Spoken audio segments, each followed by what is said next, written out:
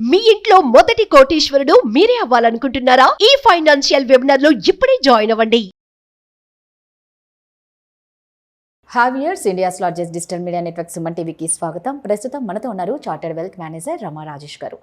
So మనకి నవమి తర్వాత అన్ని పెళ్ళిళ్ళు కాబట్టి ఈ పెళ్ళిళ్ళ సీజన్కి అందరికి ఒక పెద్ద భారం, బంగారు ధర బాగా పెరిగిపోయింది. దాని గురించి రమా రాజేష్ అడిగి మాట్లాడతాం.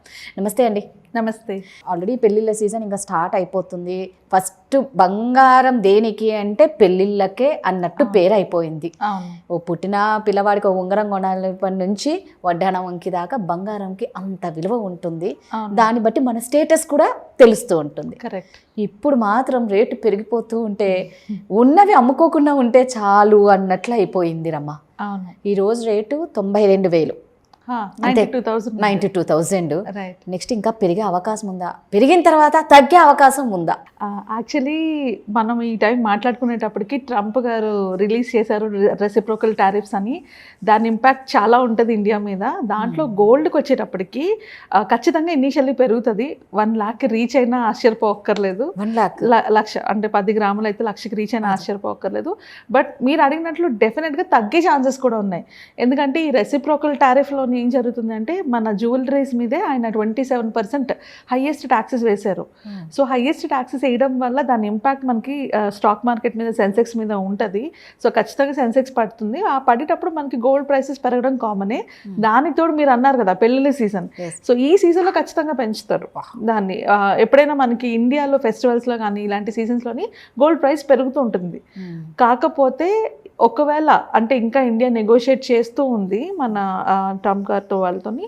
సో దట్ ఒకవేళ నెగోషియేషన్స్ వర్కౌట్ అయ్యి ఏమన్నా జరిగితే మన ప్రైస్ తగ్గే ఛాన్సెస్ కూడా అలానే ఉన్నాయి. తగ్గితే ఎంత తగ్గొచ్చు అదే మనం చెప్పలేం రాదా. కానీ కాకపోతే బేసికలీ సప్లై ఎక్కువ ఉంటుంది. ఇప్పుడు అక్కడ మనం ఎక్స్పోర్ట్ చేయడం తగ్గిపోయిందంటే ఇక్కడ సప్లై ఎక్కువ ఉండిపోద్ది. ఇక్కడ సప్లై ఎక్కువ ఉండేటప్పుడు మనకి ప్రైస్ ఆటోమేటిక్గా తగ్గే ఛాన్సెస్ ఉంటాయి.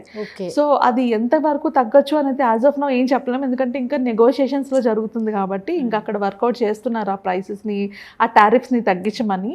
బట్ కాకపోతే గోల్డ్ అన్నది ఒక ప్రెస్టేజ్ పాయింట్ అన్నారు చూడు, అది ప్రెస్టేజ్తో పాటు ఒక మంచి ఇన్వెస్ట్మెంట్ పార్ట్ కూడా. ఎందుకంటే మనం ఒక 20 years బ్యాక్ నుంచి చూసుకున్నా, ఎప్పటి నుంచి చూసుకున్నా గోల్డ్ ప్రైసెస్ ఎట్లా పెరుగుతున్నాయి. సో సెన్సెక్స్తో కంపేర్ చేస్తున్నా కూడా ఇప్పుడు గోల్డ్ సెన్సెక్స్కి పోటీ ఇచ్చేలా ఉన్నాయి. అంటే సెన్సెక్స్ రేటు కన్నా గోల్డ్ రేటు పెరిగే అవకాశం ఉంది. 2024లోని సెన్సెక్స్ని బీట్ చేసింది గోల్డ్ ఇంట్రెస్ట్, యాక్చువల్లీ గోల్డ్ మీద వచ్చిన రిటర్న్స్. సో ఒకవేళ మనం డేటా చూస్తే కనుక సో హిస్టారికల్గా మనకి 2020 నుంచి 2000 నుంచి 2005 వరకు గోల్డ్ రిటర్న్స్ 11% ఇస్తే సెన్సెక్స్ 13% ఇచ్చింది. సో అక్కడ మనకి సెన్సెక్స్ ఎక్కువ రిటర్న్స్ వచ్చింది. 2005 నుంచి 2010 వరకు గోల్డ్ 23% రిటర్న్స్ ఇచ్చింది. అక్కడ సెన్సెక్స్ మనకి 17% రిటర్న్ ఇచ్చింది. సో అక్కడ గోల్డ్ విన్నర్ అయింది. నెక్స్ట్ 2010 నుంచి 2015 చూసుకుంటే రెండు సమానంగానే ఇచ్చాయి. సో అలాగా ఇప్పుడు ఫైనల్గా 2023 నుంచి 2024లోని మనకి 23.80% గోల్డ్ ఇస్తే సెన్సెక్స్ నెగిటివ్లో అంటే 0.08% రిటర్న్ వచ్చింది. క్లియర్ కట్ గోల్డ్ మంచి రిటర్న్స్ వచ్చాయి ఇక్కడ యాక్చువల్లీ. అండ్ తర్వాత ఇప్పుడు రైట్ నో ఏప్రిల్లో వరకు చూసుకుంటే, April 1st వరకు చూసుకుంటే 16.23% రిటర్న్స్ గోల్డ్ ఇచ్చింది అండ్ సెన్సెక్స్ నెగిటివ్లో. సో యాక్చువల్లీ గోల్డ్ సెన్సెక్స్ని బీట్ చేసిన ఇయర్స్ చూస్తే ఆల్మోస్ట్ ఒక 10 years అంటే 15 yearsలో 10 years గోల్డ్ బీట్ చేసింది అనమాట. 15 years సెన్సెక్స్ ఇగో ఈ పీరియడ్లో చూసుకుంటే. రీజన్స్ ఏంటి అంటే వేరియస్ రీజన్స్ ఉన్నాయి. గ్లోబల్ మార్కెట్ రికవర్ అవ్వడం కానీ, లేకపోతే ఈక్విటీ మార్కెట్ పెరగడం కానీ, వీటి వల్ల గోల్డ్ బాగా పర్ఫామ్ చేసింది. అండ్ గోల్డ్ పర్ఫామ్ చేయని టైం కూడా ఉంది. అలాగని మొత్తం తీసుకెళ్ళి గోల్డ్ ఇన్వెస్ట్ చేయకూడదు. ఎందుకంటే 2013 నుంచి 2018 వరకు అసలు గోల్డ్ మంచి రిటర్న్స్ ఇవ్వలేదు. కంప్లీట్లీ ఫ్లాట్, నెగిటివ్ ఇవ్వలేదు, పాజిటివ్ ఇవ్వలేదు. అప్పుడు ఎవరైనా పెట్టుంటే ఆ డబ్బులు అట్లానే ఉండుండేవి. సో అలాగే 2000 నుంచి 2002 వరకు కూడా రిటర్న్స్ ఎక్కువ ఇవ్వలేదు. 2002 నుంచి 2005 వరకు బాగా వెళ్ళింది. సో అలాగే 1996 నుంచి 2001 వరకు, అలాగే 2021 స్లైట్లీ నెగిటివ్ రిటర్న్స్ కూడా ఇచ్చింది. సో మనం మైండ్లో పెట్టుకోవాల్సింది ఏంటంటే గోల్డ్ అన్నది కూడా ఒక మంచి ఇన్వెస్ట్మెంట్ ఆప్షన్. మ్యూచువల్ ఫండ్స్ ఎట్లాగైతే అంటే మార్కెట్ పడినప్పుడు గోల్డ్ రేట్స్ పెరుగుతూ ఉంటాయి. అండ్ కొన్నిసార్లు రెండు పెరిగాయి కూడా. మీ ఫస్ట్ స్లైడ్లో చూస్తే రెండు పెరిగాయి. గోల్డ్ అండ్ మార్కెట్ కూడా పెరిగాయి. 2005 నుంచి 2010 రెండు బాగా పెరిగాయి. సో మనకి ఎక్కువ అంటే గోల్డ్ డైవర్సిఫికేషన్కి వచ్చేటప్పటికి కంపల్సరీగా గోల్డ్ ఉండాలి. సో కరెక్ట్గా చూసుకుంటే లాస్ట్ ఇయర్ ఎవరైతే స్కీములు కట్టిన ఆడవాళ్ళు కానీ వాళ్ళు కానీ మ్యూచువల్ ఫండ్స్లో కానీ స్టాక్ మార్కెట్లో కానీ ఇన్వెస్ట్ చేసిన మగవాళ్ళు కానీ ఎక్కువ రిటర్న్స్ వాళ్ళే తెచ్చుకున్నారు యాక్చువల్లీ. సూపర్.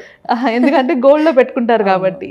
సో అంటే మన ఆనవాయితీకి మన సెంటిమెంట్స్ ఒక రకంగా అయితే మార్కెట్ సెంటిమెంట్స్కి కూడా మనకి గోల్డ్ బాగా యూజ్ అవుతుంది ఇన్వెస్ట్మెంట్కి. సో గోల్డ్ పెరిగినా తగ్గినా కూడా అదొక ఇన్వెస్ట్మెంట్ ఆప్షన్ కింద చూసుకొని ఇన్వెస్ట్మెంట్స్ చేస్తూ ఉంటే మన పోర్ట్ఫోలియోలోనే అంటే ఇప్పుడు మార్కెట్ పడిపోతున్నది, ఇలాంటి టైంలో గోల్డ్ స్టెబిలిటీ ఇస్తుంది మనకి. అంటే ఎప్పుడైనా అవసరం వచ్చినప్పుడు మనం తీసుకోవాల్సిన పరిస్థితి వచ్చినప్పుడు మార్కెట్ పడిపోతుంటే మనం ఆ ఫండ్స్ నుంచి విత్డ్రా చేయలేం. బట్ గోల్డ్ని మనం లోన్కి తీసుకొని ఎక్కువ అమౌంట్ని తెచ్చుకోవచ్చు. సో ఖచ్చితంగా గోల్డ్ అనేది మన పోర్ట్ఫోలియోలో ఉండాలి. ఇంట్లో ఎలా ఉండాలో పోర్ట్ఫోలియోలో కూడా గోల్డ్ ఉండాలి. సో అలా పోర్ట్ఫోలియో కోసం ఇన్వెస్ట్ చేసేటప్పుడు గోల్డ్ మ్యూచువల్ ఫండ్స్ అవి మంచి ఆప్షన్ అనమాట. లేదా గోల్డ్ ఈటీఎఫ్స్ వాటిలో కూడా ఇన్వెస్ట్ చేసుకోవాలి. సో మెయిన్ గోల్డ్లో ఎందుకు ఇన్వెస్ట్ చేయాలి అంటే మన పర్సనల్ వాటికి కాకుండా ఈక్విటీస్ బాగా పర్ఫామ్ చేసినప్పుడు కూడా గోల్డ్ పర్ఫామ్ చేసిన సిచ్యువేషన్స్ ఉన్నాయి. ఇంట్రెస్ట్ రేట్స్ పెరుగుతున్నప్పుడు కూడా గోల్డ్ మంచి రిటర్న్స్ ఇచ్చిన ప్లేసెస్ ఉన్నాయి. ఇన్ఫ్లేషన్ని కంట్రోల్లో పెట్టడానికి కూడా గోల్డ్ వాడతారు, గోల్డ్ యూజ్ అవుతుంది.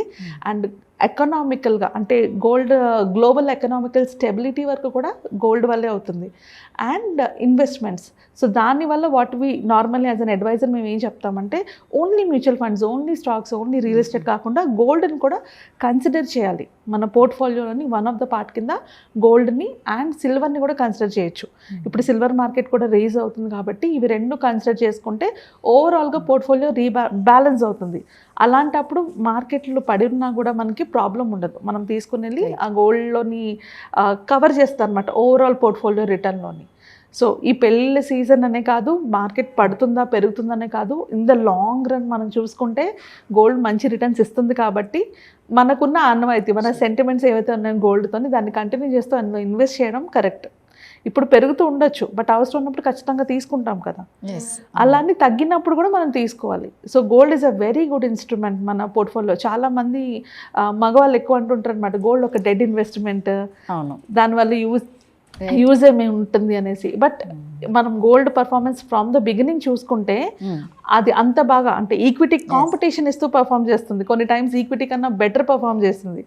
సో అలాంటప్పుడు మన పోర్ట్ఫోలియో గోల్డ్ ఉండడమే బెటర్ కదా. నిజమే. అంటే మామూలుగా అనుకుంటూ ఉంటాం చూడు, మనం ఏదైనా అవసరానికి కూడా మన చేతిలో ఉండేది ఒక గోల్డే. కరెక్ట్. మన ప్రాబ్లమ్స్లో ఏదైనా ఒక హెల్త్ ఇష్యూనే కానీ, పిల్లల చదువు విషయంలో కానీ, ఒక ఇల్లు కొనాలన్నా మనం వెళ్ళేది ఏంటి అంటే మనకున్న గోల్డ్ తీసుకెళ్ళి బ్యాంక్లో పెట్టడం. అంటే అది మనల్ని ప్రతి చోట సేవ్ చేస్తూనే ఉంది గోల్డ్. దాని వాల్యూ తెలియకే కొన్ని మనం ఎక్కడ ఇన్వెస్ట్ చేయాలో తెలియక చేసి లాస్ అవుతున్నాం. కానీ బెస్ట్ ఇన్వెస్ట్మెంట్ ఇస్తాం ఏంటి అంటే గోల్డే. కరెక్ట్. గోల్డ్ కూడా కంపల్సరీగా పోర్ట్ఫోలియోలో ఉండాలి అది. సో ఇప్పుడు సీజన్ ఉంది కాబట్టి సీజనల్గా ఇన్వెస్ట్ చేసుకునేటప్పుడు తప్పదు కాబట్టి ఓకే.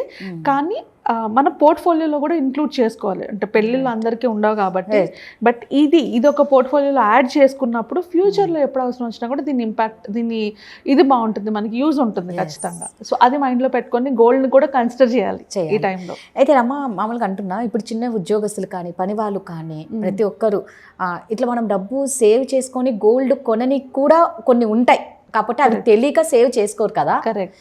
కానీ మనం ఇంకో నెక్స్ట్ వీడియోలో మాత్రం ఖచ్చితంగా పొదుపు చేసుకొని గోల్డ్ని ఎలా సంపాదించాలి అనేది ఒక వీడియో చేద్దాం. డెఫినెట్లీ రాదా. ఓకేనా?